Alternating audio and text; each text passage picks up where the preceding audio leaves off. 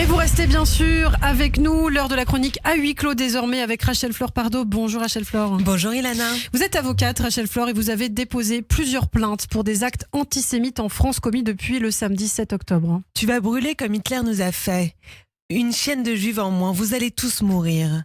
Ces propos ignobles sont des exemples parmi tant d'autres, des messages reçus par des membres de la communauté juive ayant exprimé leur soutien à Israël face à l'attaque terroriste barbare du Hamas. Cacher sa kippa sous une casquette, ne pas traîner à la sortie des synagogues, ça fait déjà longtemps que la communauté juive française a adopté ces tactiques d'évitement. Mais depuis 10 jours, on a l'impression d'avoir changé de dimension. On s'interroge pour savoir s'il n'est pas trop risqué de se rendre à la synagogue, d'amener ses enfants en école juive. On va jusqu'à changer nos prénoms sur les applications Uber et autres. Ces gestes sont l'expression d'un antisémitisme latent, ressenti dans sa chair, notamment par ceux pour qui la haine des Juifs n'était jusqu'ici, comme pour moi, qu'une histoire familiale. Des Juifs en Israël sont massacrés et en France, la communauté juive est menacée, allez comprendre. Et les chiffres, c'est vrai, de l'antisémitisme augmentent en France.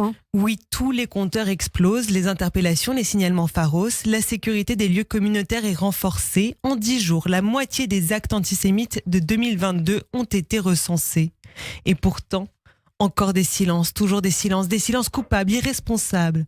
Où est la gauche française? Où sont les activistes, ceux qui sont pourtant de tous les combats antiracistes pour s'indigner de la montée de l'antisémitisme, pour soutenir une communauté juive meurtrie, inquiète pour les siens ici et là-bas?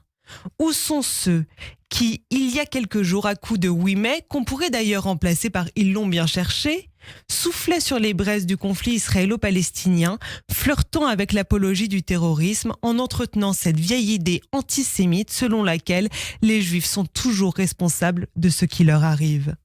À la souffrance de la négation des actes du Hamas en Israël est ainsi venue s'ajouter l'indifférence face à l'antisémitisme en France. En France, mais pas que.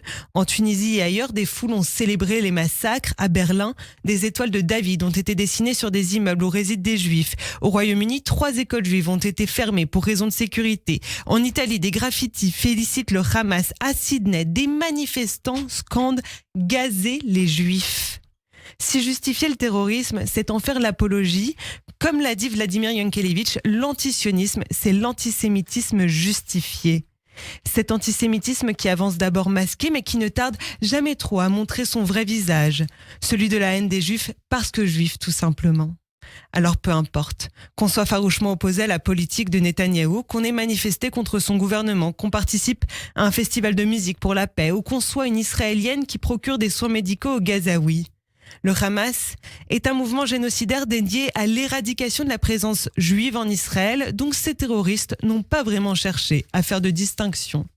Ceci étant dit, on ne comprend pas bien pourquoi la lutte contre l'antisémitisme est exclue du champ de l'antiracisme. Cet antagonisme militant qui sépare les logiques racistes et antisémites est une illusion dangereuse. Comme dans la pensée raciste, il n'y a pas de différence entre juifs et étrangers. Être véritablement antiraciste, c'est nécessairement ne jamais transiger avec l'antisémitisme. Et finalement, le lien entre tension en Israël et antisémitisme en France est une nouvelle fois démontré. Oui, la haine antisémite qui connaît depuis l'attaque du Hamas un nouvel essor nous rappelle, s'il en était besoin, combien le destin de la communauté juive est inextricablement lié au destin d'Israël. C'est là d'ailleurs la mission première de l'État d'Israël, construit sur les cendres de la Shoah, celle de protéger le peuple juif. Alors depuis 10 jours, mon monde a basculé. Une part de moi enfouie a fait surface. C'est un sujet dont je ne parle pas ou peu. Mais face au silence assourdissant, j'ai fini par comprendre. Si on n'en parle pas, qui le fera? Israël est le pays que mon frère a choisi, qui abrite ma famille, mes amis. Mon cœur saigne pour eux, pour tout Israël et pour le peuple juif, qui vit et revit l'horreur et la barbarie, et pour tous les innocents qui meurent des deux côtés alors que la paix s'éloigne désormais. À nous ici, loin des bombes, de choisir les mots justes, de ne pas laisser les discours de haine s'installer, de ne pas nous résigner, de ne pas nous habituer, de ne pas normaliser. Non, Jamais. Merci beaucoup Rachel Flore Pardo, merci.